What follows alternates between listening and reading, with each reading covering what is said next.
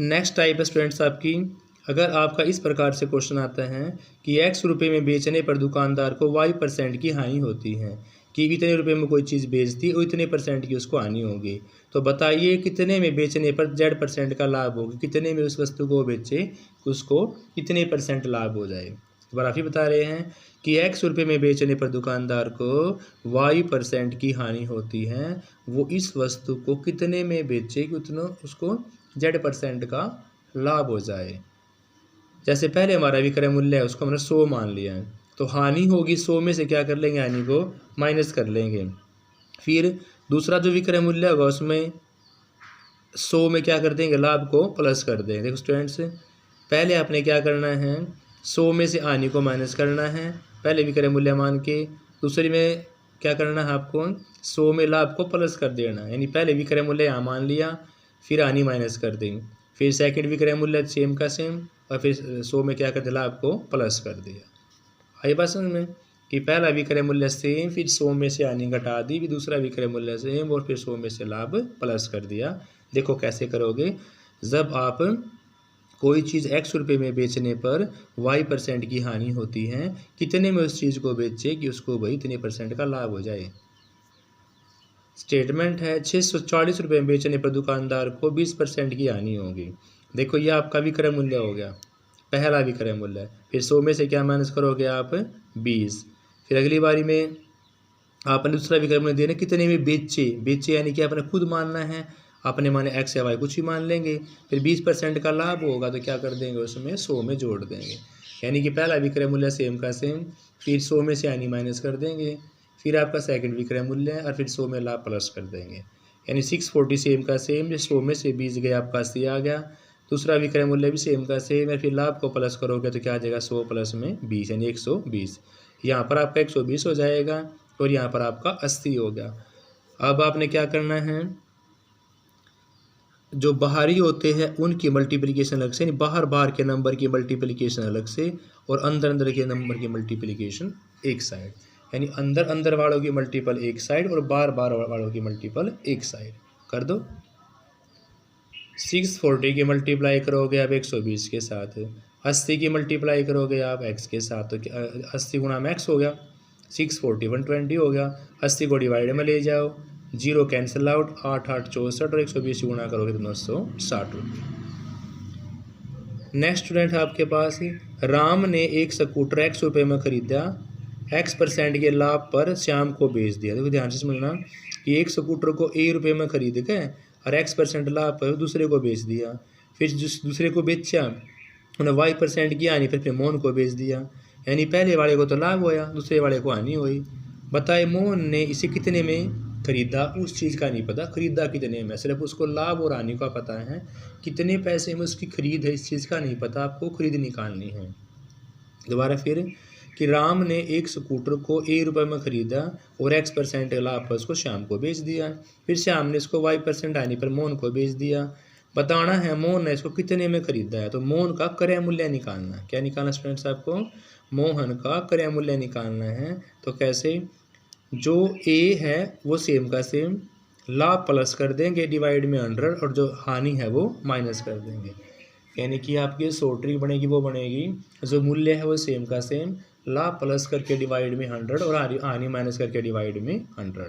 दोबारा फिर राम ने स्कूटर a रुपये में खरीद कर x% लाभ को श्याम पर बेच दिया, श्याम ने उसको फिर इतने हानि % से दूसरे को बेच दिया, तो जिसको बेचा है ना उसके में कितने में खरीदा है वो चीज़ निकालनी है, तो उसका क्रय मूल्य निकालना है। तो जो आपका a है वो सेम का सेम लिख के लाभ जोड़ के डिवाइड में 100 करना है, जो हानि हुई है वो घटा के आपको डिवाइड में क्या करना 100 ही करना है। अब क्वेश्चन की हेल्प से समझेंगे इसको। कै ने एक वस्तु 4500 रुपये में खरीद ली, यानी कि आपका a की जगह काम करेगा, ये कैसे काम करेगा, a की जगह उसने 20% लाभ पर कै को बेच दिया, कितने लाभ पे 20%, यानी कि 100 में 20 जोड़ देंगे, फिर 15% आने पर गाय को बेच दिया, आनी घटा देंगे, 100 में से 15 के 85 बच जाएगा। तो गाय के पास गाय का आपने क्रय मूल्य निकालना है, गाय का आपने क्रय मूल्य निकालना, तो कैसे निकालेंगे, गाय का क्रय मूल्य यानी कि a गुणा में 100 प्लस x यानी 20 जोड़ेंगे 120 बन जाएगा और 15 ऐसे माइनस करोगे तो 85 बनेगा। कैंसिल करना, 0000 ये 0 इसके साथ, 5 दूनी 10 और ये आपका आ जाएगा 5 45। इस प्रकार से आपका आंसर निकल जाएगा 4590।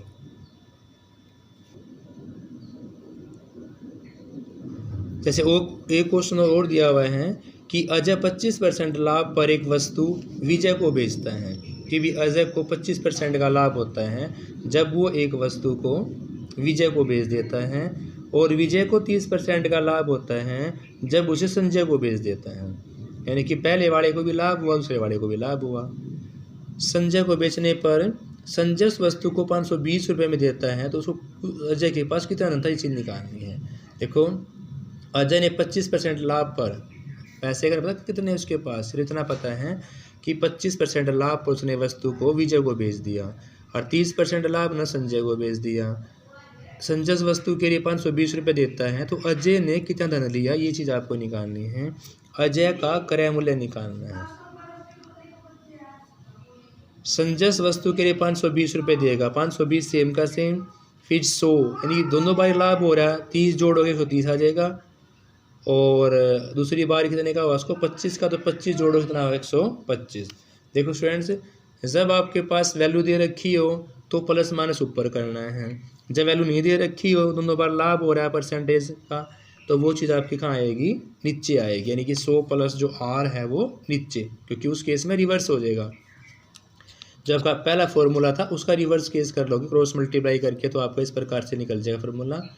520 आपका सेम का सेम, 100 बटे में 130 और 100 बटे में 25 जोड़ने से 125, 25 चौका 100, 25 पंजा 125, 0 से 0 कैंसिल, फिर 5 पे डिवाइड करोगे और क्रॉस मल्टीप्लाई करके जैसे आंसर निकालोगे आप, इसका क्या निकल जाएगा 320 रुपये।